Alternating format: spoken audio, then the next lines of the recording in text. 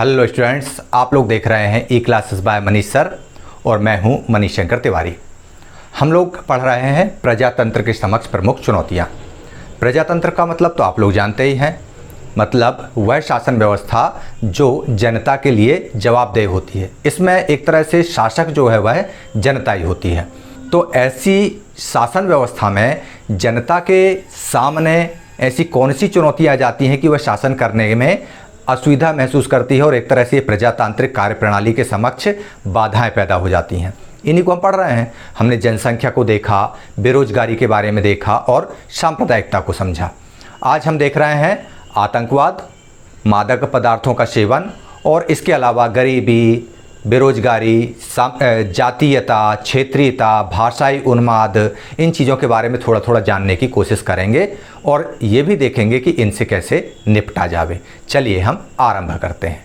प्रजातंत्र के समक्ष प्रमुख चुनौतियाँ, और इसके अंतर्गत आज का ये टॉपिक है आतंकवाद का। आतंकवाद कैसे कहते हैं, अगर हम इसे पारिभाषिक शब्दों में ढालें तो मानव जाति के विरुद्ध कुछ व्यक्तियों या गिरोहों की हिंसा को हम आतंकवाद कहते हैं। यह लोकतंत्र के विरुद्ध एक अपराध तो है, साथ ही मानवता के विरुद्ध भी यह एक अपराध है। आतंकवाद आज विश्वव्यापी समस्या बन चुका है। आतंकवादी सारी दुनिया में अपनी आतंकवादी गतिविधियां करते हैं और सभी को भयभीत और असुरक्षित कर देते हैं। ये लोग जितने भी अनैतिक साधनों का प्रयोग करते हैं उनको ये न्यायसंगत ठहराते हैं। हिंसक गतिविधियों द्वारा देश की अखंडता और एकता को ये लोग नष्ट करना चाहते हैं। इनको कुछ विदेशी ताकतें, कट्टरपंथी ताकतें, कुछ अलगाववादी प्रवृत्तियों वाले लोग ये सब प्रोत्साहन देते हैं। ये लोग विश्व की शांति को भंग कर सभी को भयभीत करना चाहते हैं। आतंकियों द्वारा विकसित देश जैसे अमेरिका है, उसके वर्ल्ड ट्रेड सेंटर को भी ध्वस्त कर दिया गया था। सारा संसार इससे स्तब्ध रह गया। हजारों जानें गईं, अपार धन की हानि हुई थी और इससे अमेरिका में असुरक्षा की भावना बढ़ गई थी।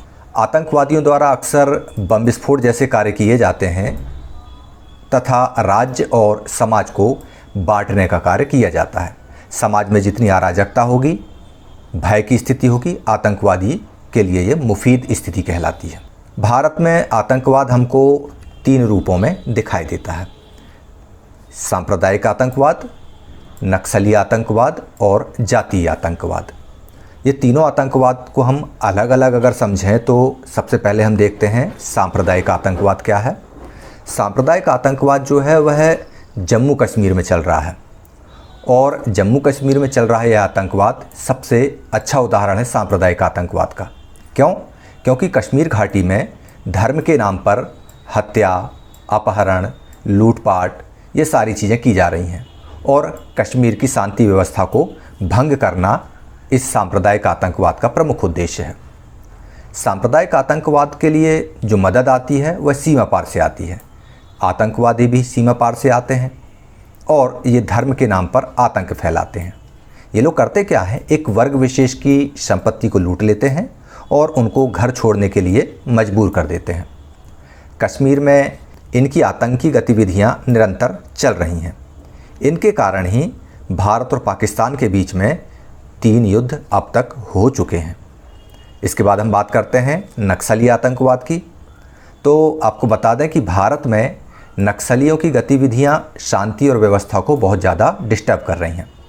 इनका उद्भव व विकास पश्चिम बंगाल के एक नक्सलवाड़ी नाम का गांव है वहां पर हुआ था। हालांकि ये वहां पर सफल नहीं हो पाया था, लेकिन चूंकि इसका उद्भव वहां से हुआ था इसलिए इसको हम नक्सलवाद के नाम से जानते हैं। इसको आप ध्यान रखिएगा, एग्ज़ाम में अक्सर आ जाता है कि नक्सलवाद को नक्सलवाद क्यों कहा जाता है। ये जो नक्सलवाद है ये हत्या, अपहरण, वसूली, लूटपाट ये सारी चीज़ें करते हैं और इनका फैलाव आंध्र प्रदेश, छत्तीसगढ़, पश्चिम बंगाल सहित अन्य महाराष्ट्र जैसे प्रदेशों में भी हो रहा है। ये लोग मुख्यतः क्या है, मार्क्स, कार्ल मार्क्स और माओ से तुंग जिसको हम बोलते हैं उनकी विचारधारा के अनुयायी हैं। ये जो आपको दाढ़ी वाले बाबा दिख रहे हैं ये हैं कार्ल मार्क्स और ये हैं माओ से तुंग। इसके बाद हम चर्चा करते हैं जातीय आतंकवाद की। तो आपको बता दें कि जो भारत के उत्तर पूर्वी राज्य हैं वहाँ पर जनजातियों मतलब ट्राइबल्स में और गैर जनजातियों में आपसी मतभेद होते रहते हैं और ये जो जनजाति बनाम गैर जनजाति संघर्ष है, इसी को हम जातीय आतंकवाद का नाम देते हैं और इससे देश की अखंडता और एकता को खतरा होता है। ये जो नॉर्थ ईस्ट के देश हैं, ये जिनको हम 7 बहनें भी बोलते हैं, ये यहाँ पर त्रिपुरा, मिजोरम, मणिपुर, असम, अरुणाचल, ये सारे यहाँ पर ट्राइबल्स वर्सेस नॉन ट्राइबल्स के बीच में संघर्ष चलता रहता है, जिसको आप लोग समाचारों में अक्सर कर नॉर्थ ईस्ट की उग्रवादी गतिविधियों के नाम से सुनते रहते हैं। अब हम जानने की कोशिश करते हैं कि आतंकवाद का प्रभाव क्या है और इसके क्या परिणाम होते हैं। तो चलिए आपको बता दूं कि आतंकवाद से क्या होता है कि नागरिकों में असुरक्षा की भावना पैदा होती है।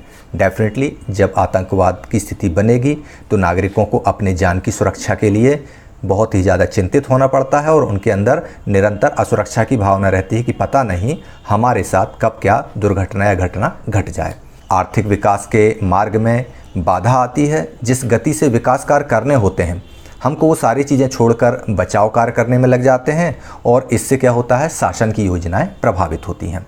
मान लो कहीं पर आतंकवादी घटना घटी है तो शासन पूरी ताकत लगाकर उस घटना के संबंध में, उस घटना को लेकर के बचाव कार्य में लग जाता है। तो जो शासन की जो शक्तियां हैं, इस तरह की चीज़ों से आम जनता को सुरक्षित करने में लग जाती हैं और जो वास्तव में विकास की तरफ ध्यान देना चाहिए उस तरफ ध्यान नहीं जा पाता है।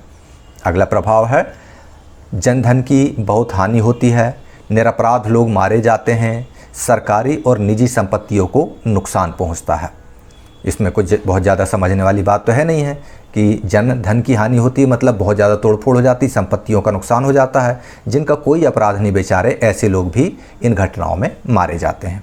आतंकवाद से एक अघोषित युद्ध जैसी स्थिति निर्मित हो जाती है।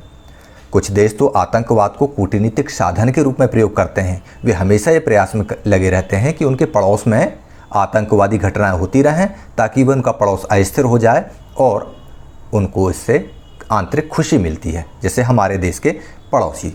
अब हम आतंकवाद के कारणों पर विचार कर लें कि आखिर वे कौन से कारण हैं जिनसे आतंकवाद का जन्म होता है। तो सबसे पहला कारण है उपनिवेशवाद। तो उपनिवेशवाद में क्या होता है, शासकों द्वारा वर्षों तक अपनाई गई दमनकारी नीतियां उपनिवेश में नागरिकों के विद्रोह का कारण होती हैं। वे शासकों से छुटकारा पाने के लिए आतंकी गतिविधियां अपनाते रहते हैं। तो होता क्या है, जैसे मान लो कोई जगह है, वहाँ पर किसी ने आके अपना उपनिवेश बना लिया। जैसे अंग्रेज इंग्लैंड के रहने वाले थे, लेकिन उन्होंने भारत को अपना उपनिवेश बना लिया था। और जब ऐसी स्थिति आई तो भारतीय लोगों ने क्या किया, प्रोटेस्ट किया, उसका विरोध किया। तो विरोध करने के दौरान कुछ नवयुवक ऐसे थे जिन्होंने बम, गोले, पिस्तौल के माध्यम से अपने राष्ट्र की आज़ादी के लिए संघर्ष किया। तो उपनिवेशवाद भी इसका एक बहुत बड़ा कारण है कि यदि कोई विदेशी शक्ति कहीं पर उपनिवेशवाद या कोई कॉलोनी तैयार कर लेती है तो उस विदेशी शक्ति से मुक्ति के लिए लोग अस्त्र शस्त्र अपने हाथ में उठा लेते हैं। अगला कारण होता है सूचना प्रौद्योगिकी। हम देख रहे हैं पिछले 2-3 दशकों में संचार के साधनों का बहुत ज़्यादा विकास हुआ है। चाहे टीवी हो, इंटरनेट हो, मोबाइल हो, फैक्स हो, ये सारी चीज़ें बहुत कॉमन हो गई हैं। तो अब क्या होता है, आतंकवादी संगठन इन सब का प्रयोग करते हैं और आतंकवादी गतिविधि करने में सफल हो जाते हैं। ये भी एक बहुत बड़ा कारण है। लेकिन सूचना और प्रौद्योगिकी वाली जो व्यवस्था है उसको बंद तो किया नहीं जा सकता और इसीलिए ये आतंकवादी उसका फ़ायदा उठाते हैं। अगला है राष्ट्रों में द्वेष की भावना। राष्ट्रों में द्वेष की भावना क्या होती है, जैसे भारत है और पाकिस्तान है। भारत और पाकिस्तान के बीच में बहुत ज़्यादा मतभेद हैं। तो ऐसी स्थिति में एक राष्ट्र दूसरे राष्ट्र में आतंकवादी गतिविधियों को संचालित करने के लिए क्या करता है, वह प्रशिक्षण चलाता है, आर्थिक मदद देता है और सीमा पार से पूरी गतिविधियों को संचालित करता है। तो इस तरह की जो आतंकवाद होता है उसको हम बोलते हैं सीमा पार संचालित आतंकवाद।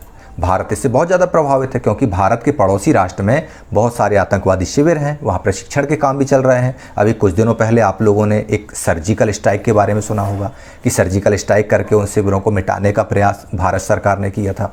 तो इस तरह की चीज़ें जो है पड़ोसी राष्ट्रों के द्वारा द्वेषवश की जाती है और ये प्रशिक्षण लेके न केवल भारत के लिए बल्कि सारे विश्व में आतंकवाद के प्रसार का काम करते हैं, उसके लिए मदद करते हैं। तो इस तरह से आप लोगों ने देखा कि विश्व के कुछ राष्ट्रों द्वारा अन्य राष्ट्रों के प्रति द्वेष, ईर्ष्या की भावना से भी हिंसा फैलाने का कार्य किया जाता है और उस राष्ट्र को नीचा दिखाने की प्रक्रिया में आतंकवाद को प्रोत्साहित किया जाता है। आतंकवादी क्या करते हैं, हत्या, अपहरण, विमान अपहरण, आगजनी, राइफल, हथगोले, मानव बम, जैविक हथियार, रासायनिक हथियार, इन सारी चीज़ों का उपयोग करते हैं और आतंकवादी गतिविधियों को अंजाम देते हैं। आज आतंकवाद एक विश्वव्यापी समस्या के रूप में सामने आ चुका है। यह देश की भौगोलिक सीमाओं को भी लांघ चुका है, विश्वव्यापी हो चुका है। इसके लिए सभी राष्ट्रों को मिलकर समाधान खोजना होगा। भारत सरकार तो कश्मीर में आतंकवाद से निपटने के लिए बहुत कड़ा रुख अपना रही है और संपूर्ण देशवासियों को अब एकजुट होकर आतंकवाद का सामना करना चाहिए। अब हम अगली चुनौती के रूप में अगर देखते हैं प्रजातंत्र की, तो वह है मादक पदार्थों का सेवन। मादक पदार्थों का सेवन आप लोग जानते होंगे।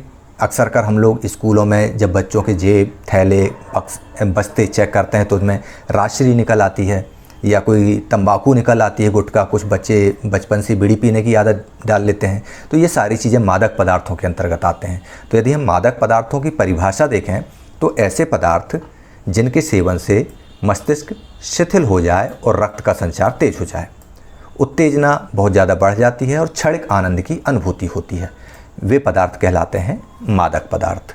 नशीले पदार्थों के सेवन से मनुष्य स्वयं पर नियंत्रण बिल्कुल नहीं रख पाता। उसका मस्तिष्क शिथिल हो जाता है और जब असर खत्म हो जाता है इस नशे का, उसका शरीर जो है वह शिथिल पड़ जाता है। और मादक पदार्थ की स्थिति में क्या है, वर्तमान में मादक पदार्थों का सेवन अधिक मात्रा में किया जाने लगा है।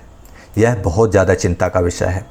मादक पदार्थों का उत्पादन विश्व के कुछ ही देश करते हैं, लेकिन उपयोग पूरे विश्व में होता है। ऊंची कीमत पर इनकी तस्करी होती है। शराब, सिगरेट, गांजा, भांग, अफीम, चरस, कोकीन, मॉर्फिन, हेरोइन आदि ये सारे के सारे मादक पदार्थ कहलाते हैं। अब इन मादक पदार्थों का हमारे शरीर पर क्या प्रभाव पड़ता है, इसको हम जानने की कोशिश करते हैं। चलिए, तो मादक पदार्थों के सेवन से व्यक्ति के स्वास्थ्य पर प्रतिकूल प्रभाव पड़ता है।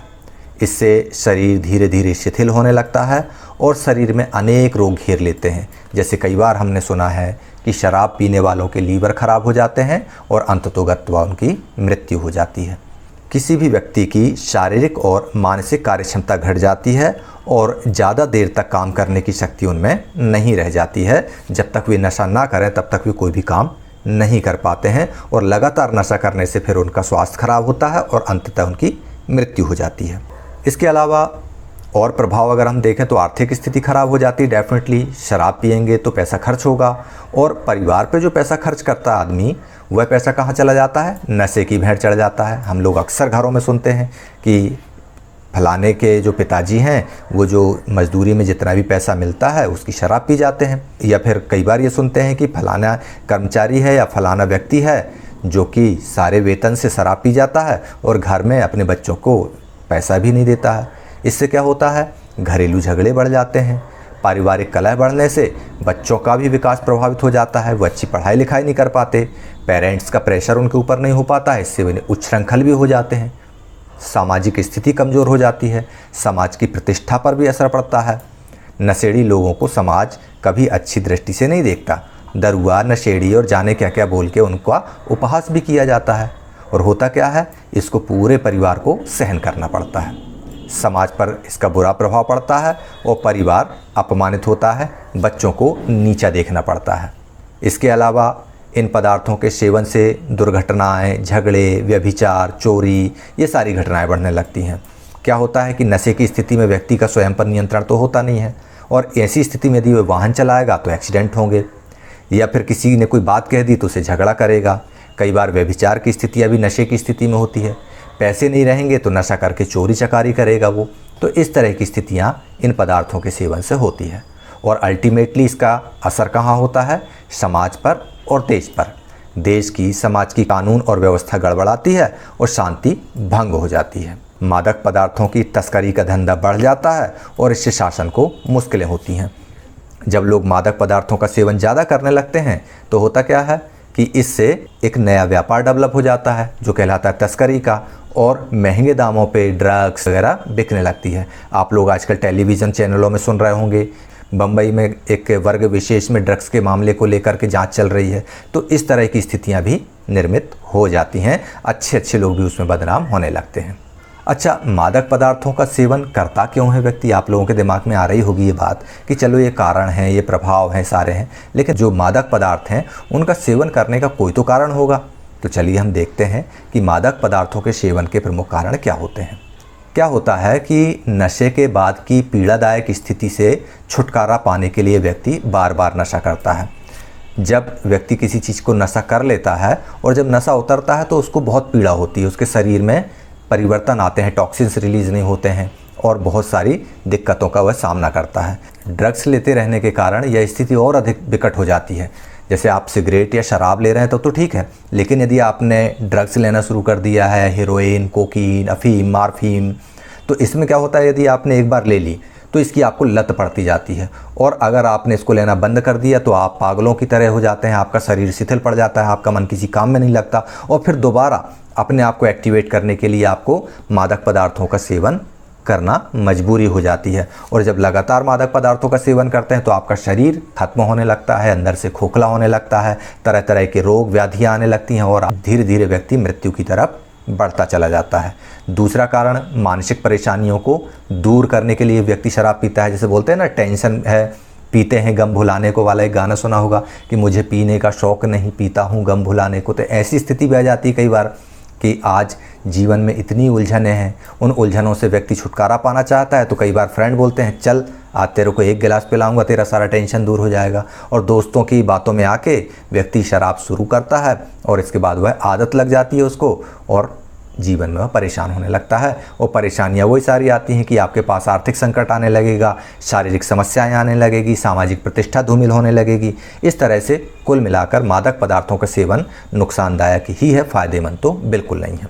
अगली, शराब पार्टियों का बढ़ता चलन, मीडिया द्वारा इनका प्रदर्शन, मय खानों में नृत्य, बार रूम का बढ़ता चलन, पाश्चात्य संस्कृति का प्रभाव, ये सारी चीज़ें मादक पदार्थों के सेवन को बढ़ाती हैं। अक्सर हम देखते हैं कि किसी न किसी फार्म हाउस पे ड्रग्स पार्टी चल रही है, रेव पार्टी चल रही है, लोग डांस कर रहे हैं, डांस करा रहे हैं और इसके बाद में उसमें एंजॉय कर रहे हैं। मतलब जीवन के सुखों के उपभोग के नाम पर भी शराब पीना, ड्रग्स लेना और अफीम, गांजा ये वगैरह पीना और इससे अपने आप को सोचते हैं कि हमारा इससे स्टेटस बढ़ रहा है, रुतबा बढ़ रहा है। ठीक है, रुतबा स्टेटस आपका कुछ समय के लिए बढ़ सकता है, लेकिन अल्टीमेटली इसका नुकसान क्या हो रहा है? शराब कोई फ़ायदेमंद चीज़ है क्या?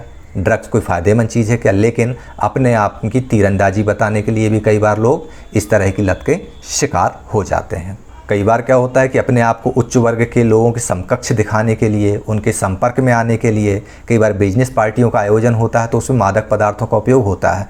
तो लोग क्या करते हैं कि अपने आप को हाई सोसाइटी का बताते हैं कि अरे फलाना करोड़पति आदमी है, वो शराब पी रहा था, उसके साथ हमने भी शराब पी, हमारे उससे अच्छे संबंध हो गए। आजकल हम देखते हैं कि राजनीतिक क्षेत्र में भी इस तरह की चीज़ें सामने आने लगी हैं। तो ये सारी चीज़ें जो है नुकसानदेह तो होती हैं, डेफिनेटली दिखावे में आकर ये सारी चीज़ें लोग करने लगते हैं और इससे होता क्या है? व्यक्ति का नुकसान होता है। अब जब ये सारी चीज़ें हमने देख ली कि मादक पदार्थों का सेवन से क्या प्रभाव है, क्या परिणाम है, तो सरकार भला रोकती क्यों नहीं है? सरकार मादक पदार्थों के सेवन पर रोक भी लगना चाहिए। तो रोक लगाने के लिए क्या होता है कि मादक पदार्थों के सेवन पर रोक या कमी से व्यक्ति का शारीरिक और मानसिक संतुलन बना रहेगा, आर्थिक संपन्नता बढ़ेगी, परिवार में सुख शांति रहेगी, अपराध भी कम होंगे, कार्यकुशलता बढ़ने से देश के उत्पादन पे अनुकूल प्रभाव पड़ेगा, उसमें वृद्धि होगी, स्वास्थ्य में भी सुधार होगा, देश का विकास होगा, स्वस्थ नागरिक होगा, बहुत सारे फायदे होंगे। हमारी पीढ़ी तो स्वस्थ होगी, आने वाली पीढ़ी भी स्वस्थ और संपन्न होगी। तो प्रत्येक देश ने इन पदार्थों को रोकने के लिए, इन पदार्थों के सेवन को रोकने के लिए अनेक नीति और नियम बनाए भी हैं, उनको लागू भी किया है। साथ ही समाज में चेतना जगाने के लिए सामाजिक संस्थाएं भी निरंतर कार्य कर रही हैं। हमारे देश में भी इसके लिए बहुत सारे कार्य किए जा रहे हैं। महात्मा गांधी द्वारा तो मद्य निषेध अभियान चलाया गया था। वर्तमान सरकारों ने भी महात्मा गांधी की इस नीति को अपनाया हुआ है और उसको लागू किया है। हालांकि इससे अपेक्षित सफलता अभी तक हमको मिलते हुए नहीं दिख रही है। अच्छा, इसके क्या कारण हो सकते हैं कि जब इन चीज़ों को रोकने के लिए नियम कानून बने हुए हैं, इसके बावजूद भी मादक पदार्थों का सेवन लगातार बढ़ रहा है? तो इसका पहला कारण कि राज्य सरकार को आबकारी शुल्क के रूप में बड़ी राशि इससे प्राप्त होती है। आप लोगों ने देखा होगा कि लॉकडाउन के बाद जब खुला था तो शराब दुकानों को सबसे पहले खोला गया था। क्यों? क्योंकि इससे शराब से राजस्व की प्राप्ति अधिक होती है। तो सरकार के खजाने को जिससे इनकम होती है तो सरकार उस इनकम को रोकना नहीं चाहती है। और इस वजह से लगातार जो है इस तरह की दुकानों को खोलते रहना पड़ता है। और अल्टीमेटली जब दुकानें खुलेंगी, वहाँ पर इस तरह की मदिरा मिलेगी, शराब मिलेगी, तो लोग स्वाभाविक जाएंगे और ख़रीदेंगे। अच्छा, इसके अलावा नागरिकों को जागरूक करने के लिए, जगाने के लिए प्रभावशाली उपायों का उपयोग नहीं किया जाता है। क्यों नहीं किया जाता है? जैसे आप खुद देखो, शराब या सिगरेट पीना हानिकारक है, यह उसके पैकेट पर लिखा रहता है। लेकिन क्या लिखने मात्र से उन मादक पदार्थों का सेवन कम हो सकता है? आप सोचिए।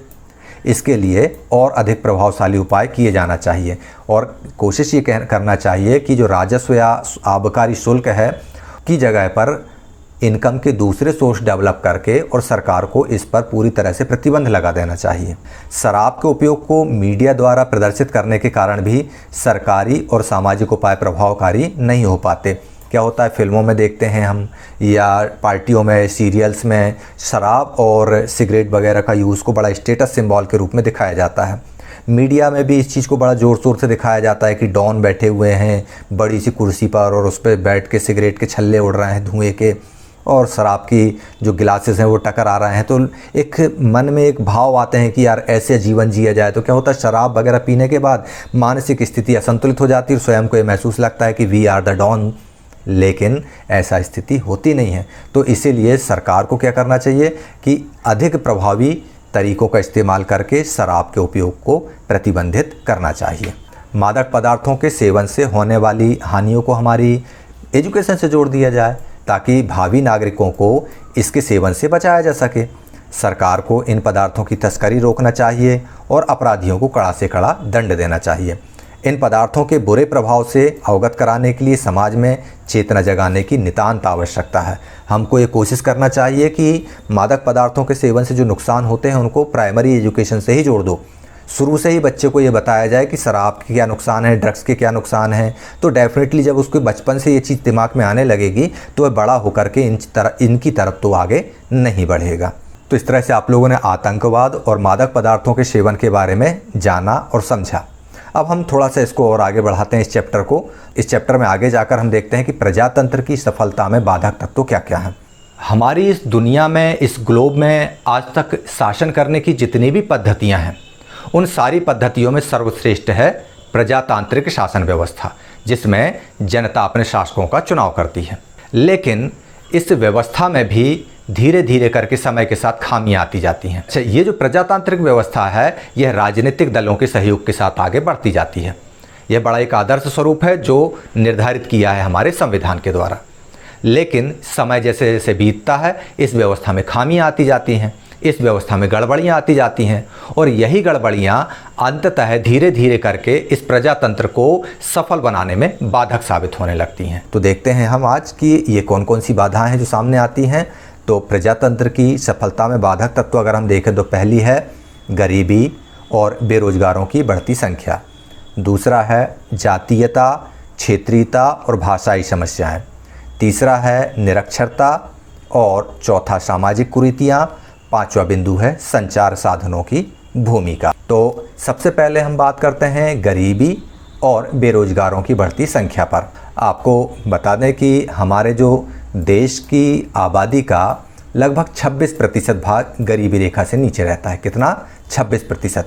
मतलब यदि देश की जनसंख्या 100 करोड़ है तो 26 करोड़ लोग लगभग गरीबी रेखा के नीचे रहते हैं। देश में शिक्षित और अशिक्षित करोड़ों नागरिकों को नियमित रोजगार उपलब्ध नहीं है। नागरिकों को बेरोजगारी वाले चैप्टर में हमने इसको पढ़ चुके हैं, इसको समझ चुके हैं। तो नागरिकों के उसी बड़े वर्ग के कारण क्या होता है, लोकतंत्र के संचालन में कठिनाई आने लगती है। गरीबी और बेरोजगारी से जो प्रभावित नागरिक होता है वह रूढ़िवादी हो जाता है और आधुनिक विचारों और पद्धति में उसका कोई रुझान नहीं होता। भाई बेरोजगार व्यक्ति होगा तो उसका किसी काम में मन लगेगा क्या? कहीं मन नहीं लग सकता। उसको तो यही लगेगा कि किसी तरह से रोज़गार मिल जाए, पैसे आ जाए, और पूरे टाइम वह अपने पेट भरने की जुगत में लगा रहता है और राष्ट्र के विकास में अपना योगदान वह नहीं दे पाता है। इसके बाद दूसरा बिंदु क्या है, जातीयता, क्षेत्रीयता और भाषाई समस्याएं। तो हमारे देश में आपको पता है कि भारत में अनेक जातियां हैं, अनेक धर्म हैं, कई प्रकार की भाषाएं हैं, बहुत सारी, मतलब पग पग पे यहाँ पर भाषा बोली बदलती जाती है। तो ऐसी स्थिति में बिना किसी भेदभाव के सभी नागरिकों को स्वतंत्रता और समानता का अधिकार तो दे दिया गया है, लेकिन यथार्थ में, वास्तविकता में हम देखें तो देश में जो जातिवाद है, क्षेत्रवाद है, ये जो है स्वतंत्रता और समानता के अधिकार को वास्तविक नहीं बनने दे रहे हैं। भारतीय प्रजातंत्र में विश्वास करने वाले यह मानते हैं कि भारत में धीरे धीरे जातिवाद स्वतः समाप्त हो जाएगा, लेकिन जब व्यक्ति जाति को प्राथमिकता देकर राजनीतिक कार्य और व्यवहार निर्धारित करता है, तब लोकतंत्र के संचालन में अवरोध आना स्वाभाविक है। भाई, अगर हम किसी शहर के निवासी हैं और हम केवल ये बात कहें कि नहीं मेरे घर का विकास हो जाए या मेरे कॉलोनी का विकास हो जाए और शहर विकास की बात ना करें, तो डेफिनेटली शहर का विकास प्रभावित होगा। इसी तरह से राष्ट्र की बात होगी, तो राष्ट्र में यदि हम अपनी जाति को श्रेष्ठ माने, दूसरी जाति को कम तर माने, तो यही तो सांप्रदायिकता है। क्षेत्रीयता की बात करें तो क्षेत्रीयता और भाषाई जो एक तरह से भाई भतीजावाद की बात करता है कि उस क्षेत्र की उन्नति हो, इस क्षेत्र की उन्नति ना हो। जिस क्षेत्र के लोग प्रभावशाली होंगे उस क्षेत्र में ज़्यादा उन्नति हो जाएगी, जिस क्षेत्र के लोग प्रभावशाली नहीं होंगे वहाँ की उन्नतियाँ नहीं हो पाएंगी। तो ऐसी स्थिति में क्या होता है कि जातिवाद की तरह ही क्षेत्रवाद और भाषाई भी एक समस्या हो जाती है। व्यक्ति के मन में अभी भी एक क्षेत्रीय पहचान के प्रति आस्था होती है। लोग ये कहते हैं ना कि हम बुंदेलखंडी हैं, हम गोंडवाना के हैं, हम मराठी हैं, हम गुजराती हैं, हम तमिल हैं। तो ये सारे तरह की बातें मन में आती हैं और क्षेत्रीय पहचान उनके मन में बंधी रहती है। तो नागरिक अपने कार्यों में कई बार क्षेत्रीयता के नाम पर कार्य करते हैं कि क्या होता है कि जैसे ही अगर हम पहुँचे किसी क्षेत्र विशेष का व्यक्ति है, मान लो मैं बुंदेलखंडी हूँ, यदि मेरे पास कहीं और यदि मैं अपने बुंदेलखंड से बाहर किसी स्टेट में हूँ और मेरे पास कोई बुंदेलखंडी व्यक्ति आ जाए और बोले कि सर मैं भी तो बुंदेलखंडी हूँ, तो दिमाग में कहीं ना कहीं आ जाता है कि हाँ ये भी बुंदेलखंडी, मैं भी बुंदेलखंडी। तो एक भावना भाई भतीजावाद की आ जाती है, पार्शियलिटी आ जाती है। इससे क्या होता है कि राज्य की निष्पक्षता प्रभावित होती है।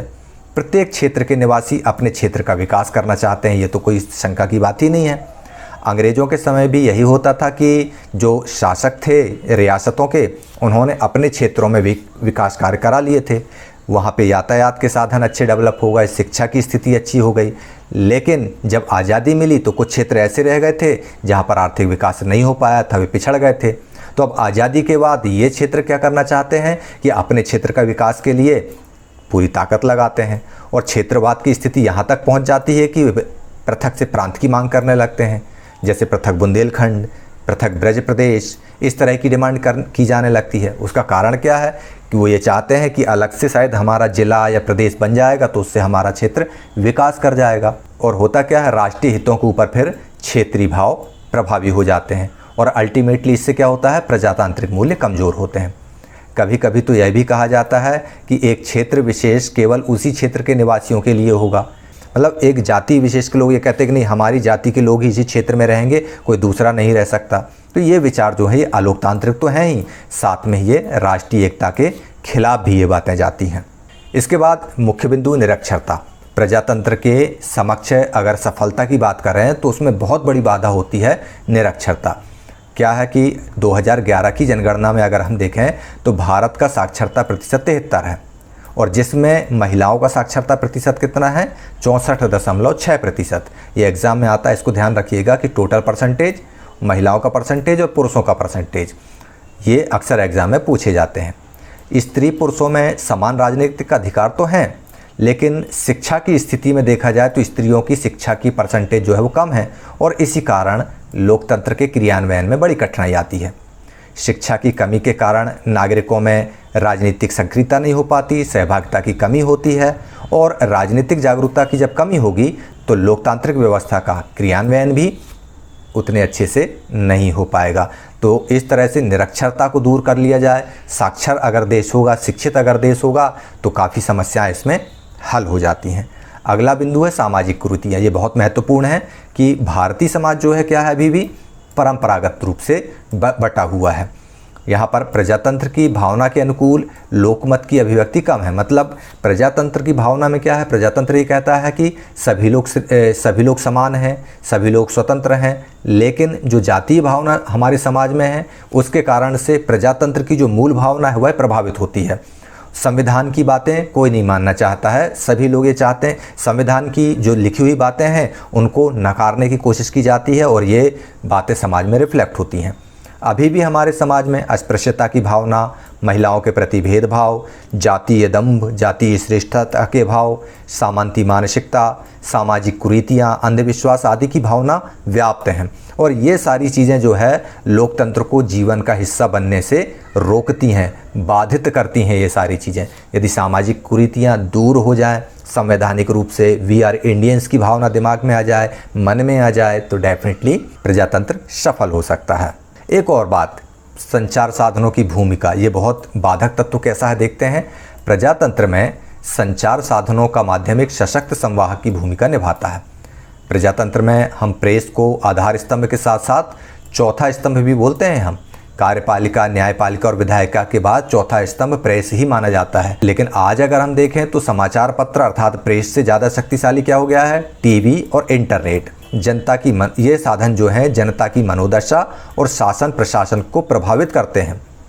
नागरिकों को सरकार की कार्रवाइयों को जानने का अधिकार एक कानून बनाकर दिया गया है, सूचना का अधिकार उनको दिया गया है। संचार के साधनों से ही नागरिकों को यह जानकारी प्राप्त होती है कि सरकार उनके लिए क्या काम कर रही है और किस तरह के काम कर रही है। संचार के साधनों के माध्यम से सरकार और नागरिकों के बीच में एक लिंकअप बनता है, घनिष्ठता बनती है।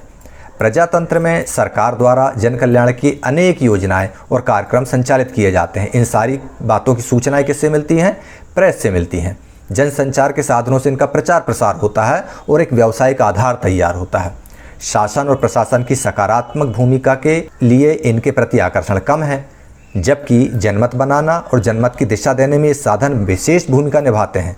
लेकिन भारत में इनकी भूमिका इतनी सकारात्मक नहीं है जितनी होना चाहिए। कई बार प्रेस जो है केवल सरकारी पक्ष तक सीमित रह जाता है। कई बार प्रेस जो है जनता की मांगों को उठा नहीं पाता है और प्रेस के लोग भी अपने हितों के लिए लग जाते हैं। तो ऐसी स्थिति में लोकतंत्र के और जनता के बीच में जो संबंध होना चाहिए, घनिष्ठता होना चाहिए, उसमें जो भूमिका इसको निभाना चाहिए प्रेस को, वह नहीं निभा पाते हैं। तो इस तरह से आप लोगों ने देखा कि गरीबी, बेरोजगारी, भ्रष्टाचार, जातीयता, छुआछूत, भाषाई भेदभाव, क्षेत्रीयता, अलगाववाद, ये सारी चीज़ें जो हैं ये भारतीय प्रजातंत्र के समक्ष उसकी सफलता के लिए बहुत बड़ी बाधा हैं। इन बाधाओं से निपटे कैसे? तो आपको बता दें कि इनके जो कारक हैं, गरीबी से निपटने के लिए आप व्यक्ति को शिक्षित कीजिए, साक्षर कीजिए, उसके लिए रोजगार के अवसर उपलब्ध कराइए, जनसंख्या पर नियंत्रण कीजिए, ये सारी चीज़ें हैं। और हमारा देश का संविधान भी तो यही कहता है ना, संपूर्ण प्रभुत्व संपन्न लोकतंत्रात्मक गणराज्य पंथ निरपेक्ष समाजवादी है, भारतीय लोगों को सामाजिक, राजनीतिक और आर्थिक न्याय दिलाने के लिए कटिबद्ध है। ये सारी चीज़ें कहाँ लिखी हैं? ये भारतीय संविधान की उद्देशिका में लिखी हैं, जिसको हम भारत की संविधान की आत्मा कहते हैं। और इसी आत्मा में भारत के लोगों के सर्वांगीण विकास की कल्पना की गई है। लेकिन इस सर्वांगीण विकास की कल्पना को बाधित करने वाले लोग भी कौन हैं? हम ही हैं। हमारे अंदर जातीयता की अहंकार है, हमारे अंदर क्षेत्रवाद का जहर भरा हुआ है, हमारे अंदर मेरी भाषा श्रेष्ठ है, मैं हिंदी जानता हूँ अंग्रेजी नहीं बोलूँगा, मैं अंग्रेजी जानता हूँ तमिल नहीं बोलूँगा, मैं तमिल जानता हूँ मैं मराठी नहीं बोलूँगा। क्षेत्रीयता, मैं महाराष्ट्र का हूँ, मैं गुजरात का हूँ, मैं बुंदेलखंड का हूँ, मैं बघेलखंड का हूँ, ये जो भावनाएं मन में हैं ये राष्ट्र के लिए बहुत बड़ा बाधा का काम करती हैं, प्रजातंत्र को सफल होने से ये रोकती हैं। इन बाधाओं से निपटने के लिए जनता को, शासन को, सामाजिक संस्थाओं को, राजनीतिक संस्थाओं को, सबको एक साथ मिलकर एकजुट होकर आगे होना होगा, आगे आना होगा, तभी हम इससे निपट पाएंगे। चलिए ठीक है, आप लोगों ने इसको बहुत अच्छे से समझ लिया होगा। चलिए इसके 3 प्रश्न हैं जो हम हल कर लें। पहला प्रश्न, नशे पर प्रतिबंध क्यों होना चाहिए? दूसरा प्रश्न, आतंकवाद का समाज पर क्या प्रभाव पड़ता है? और तीसरा प्रश्न, भारत में प्रजातंत्र की सफलता में बाधक तत्व कौन कौन से हैं, उनको दूर करने के उपाय लिखिए। चलिए आप लोग इन प्रश्नों को अच्छे से हल कीजिए। तो इस प्रकार प्रजातंत्र के समक्ष प्रमुख चुनौतियों वाले अध्याय को आप लोगों ने बहुत अच्छे से समझ लिया, देख लिया, पढ़ लिया। इस लास्ट वीडियो को मैंने थोड़ा सा ज़्यादा वजनदार बना दिया। वजनदार ऐसा कि इसमें बहुत सारी चीज़ों का समावेश कर दिया। मैंने इसमें आतंकवाद और मादक पदार्थों के सेवन के साथ साथ प्रजातंत्र के समक्ष जो बाधाएं हैं सफलता के लिए, गरीबी, क्षेत्रीयता, भाषाई, जातीयता, उन्माद, इनको भी समाविष्ट कर लिया। इसलिए क्योंकि इसमें कोई बहुत ज़्यादा ऐसी बात नहीं है कि जो आपको अलग से कोई वीडियो बनाकर समझाने की ज़रूरत थी। आप लोग एक बार इसको रीडिंग लगाएंगे किताब से, आपके दिमाग में आसानी से सेट हो जाएगा। तो चलिए ठीक है, मैं आपका ज़्यादा वक्त नहीं लूँगा। आप लोग पिछले सारे वीडियोस देखते रहिए, और अगर कहीं कुछ मिसिंग हो जाती है तो अपने क्लास टीचर से डिस्कस कीजिए। कोई कठिनाई आती है तो, या फिर मेरे इस वीडियो के कमेंट बॉक्स में लिखिए। तो अपन जब कॉन्सेप्ट डेवलपमेंट वाले, कॉन्सेप्ट बिल्डअप वाले वीडियोस तैयार करेंगे एग्जाम के टाइम पे, उसमें इन बातों को अपन जोड़ लेंगे। तो चलिए ठीक है, आप लोग देखते रहिए ई क्लासेस बाय मनीष सर, और मुझे इजाज़त दीजिए। जय हिंद।